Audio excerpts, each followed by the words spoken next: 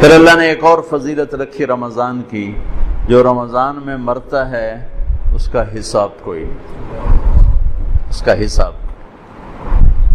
چل بھائی چھٹی کر۔ ایک آدمی کہنے لگا تو کیا رمضان کے بعد پھر شروع ہوتا ہے؟ میں نے کہا اللہ جیسا کریم شہنشاہ وہ ایسا نہیں ہے کہ ایک دفعہ معاف کر کے آ چل ہوں دوبارہ آ جائے۔ جب وہ ایک دفعہ اس نے چھوڑ دیا اب دوبارہ وہ اس کا کھاتا نہیں کھولے گا کہ چل آ بھائی ہوں رمضان گزر گیا چل کان نہ پلے۔ وہ جس کو رمضان میں موت دے رہا ہے وہ کوئی اس کی نیکی اس نے پسند کی ہے۔ وہ میرا اللہ کہہ رہا ہے میں شرک معاف نہیں کروں گا، باقی جسے چاہوں معاف کروں۔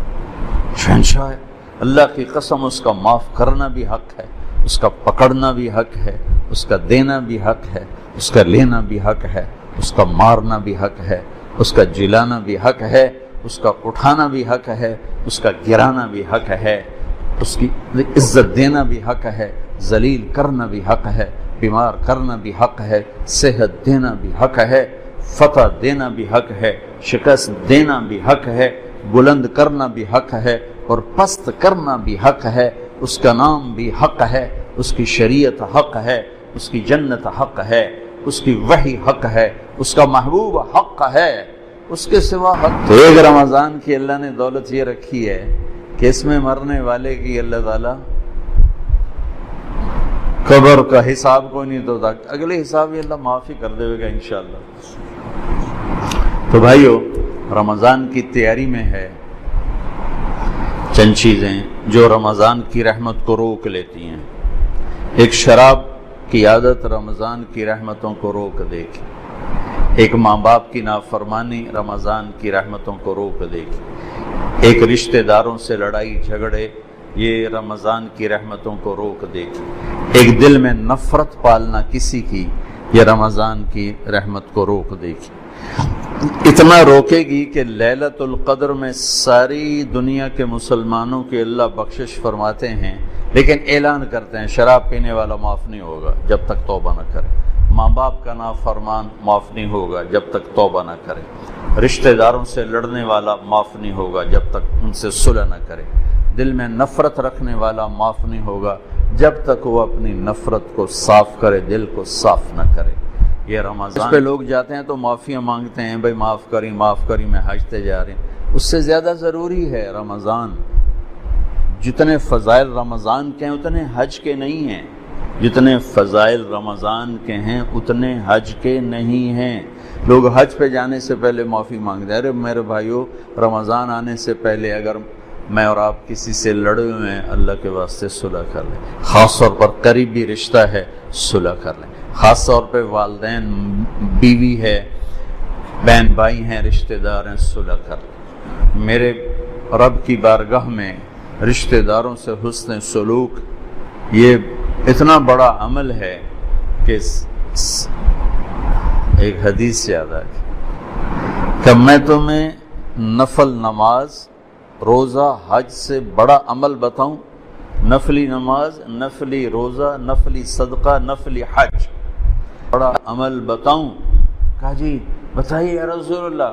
کہا آپس میں صلح صفائی سے رہنا، آپس میں پیار محبت سے رہنا، لڑے ہوں میں صلح کرانا، یہ اللہ کو نفلی۔ کتنے لوگ ہیں مصلی نہیں چھوڑتے لیکن سلام کر کے راضی نہیں، گرمی کے روزے جمعرات کے پیر کا روزہ بھی نہیں چھوڑتے لیکن رشتہ داروں سے لڑائیاں پالی ہوئی ہیں۔ میرے بھائیو میرے اللہ کو ہماری بندگی کی ضرورت کوئی نہیں ہے، وہ ہمیں اچھا انسان دیکھنا چاہتا ہے۔ اچھے انسان میں بندگی کا ایک بہت بڑا عمل ہے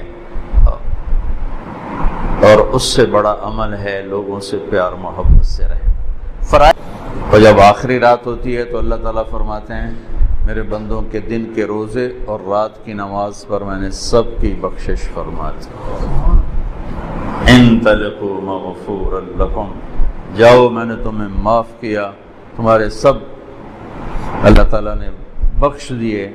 یہ رمضان کی برکت سے اللہ نے اس امت کو یہ دولت نصیب فرمائی، جو پہلے امتوں کو یہ دولت نصیب نہیں تھی۔ ان کا روزہ بھی مشکل تھا اور ان کا اجر بھی ایسا نہیں تھا کہ جنت مزین کی جا رہی ہو اور مخلوق دعا کر رہی ہو اور شیطان قید ہو جائیں اور جنت کے دروازے کھل جائیں اور جہنم کے دروازے بند ہو جائیں، اور اللہ تعالیٰ روزانہ جنت کو تیار کرے کہ میرے بندے آ رہے ہیں، تو تیار ہو جا، میرے بندے آ رہے ہیں۔ یہ اس امت کے لیے یہ دولت رکھی گئی، اور اللہ کو ہماری بھوک پیاس نہیں چاہیے، یہ ہر عمل ہمارے فائدے کے لیے، ہر عمل ہمارے فائدے کے لیے۔ اور اللہ تعالیٰ نے اس روزے کو عجیب طرح اس کی فضیلت بیان کی ہے۔ نماز کا بدلہ جنت، حج کا بدلہ جنت، زکوٰۃ کا بدلہ جنت، ذکر کا بدلہ جنت، تلاوت کا بدلہ جنت، تبلیغ کا بدلہ جنت، تہجد کا بدلہ جنت، صلہ رحمی کا بدلہ جنت، سخاوت کا بدلہ جنت، معاف کرنے کا بدلہ جنت، تواضع کا بدلہ جنت، جھک جانے کا بدلہ جنت، محبت کا بدلہ جنت، ایثار کا بدلہ جنت، قربانی کا بدلہ جنت، قرآن کی تلاوت کا بدلہ جنت، تنہائی میں ذکر کا بدلہ جنت، سارے اعمال کا بدلہ جنت۔ اور روزہ، اللہ نے کہا روزے کا بدلہ تمہارا رب خود ہے، تمہیں اللہ ملے گا۔ جب اللہ ملے گا تو سب کچھ ملے گا۔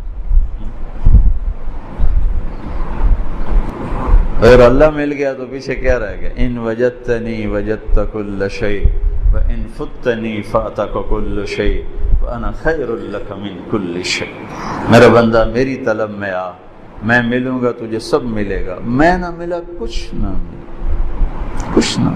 اللہ کو پا کے اللہ کی قسم کچھ نہیں کھویا، اور اللہ کو کھو کے اللہ کی قسم کچھ نہیں پایا۔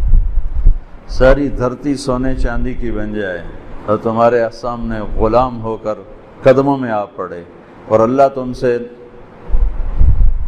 دور ہو گیا تو کچھ نہیں پایا۔ اللہ ہمیں آزمائش سے بچائے، عافیت سے اپنا ساتھ نصیب فرمائے۔ مثال کی بات کر رہا ہوں، سب کچھ کھو دیا اور اللہ کو پا لیا تو اللہ کی قسم کوئی گھاٹے کا سودا۔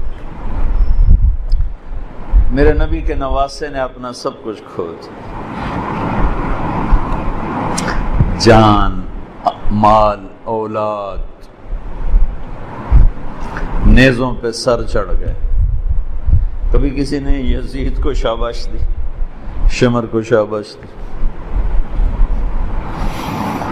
سب کچھ کھویا پر اللہ کو پایا۔ آج تک انہی کے سر پہ عزت کا تاج ہے۔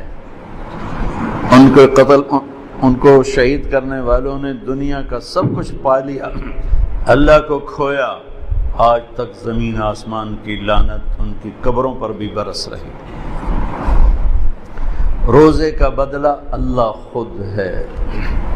بھائیو، ایک روزے کا اہتمام فرمائیں، ایک تراویح کا اہتمام فرمائیں۔ اس میں اپنے اللہ کو منا لیں، جہنم کی آگ کو ٹھنڈا کر لیں کہ اس سے خوبصورت اور کوئی چیز نہیں ہے۔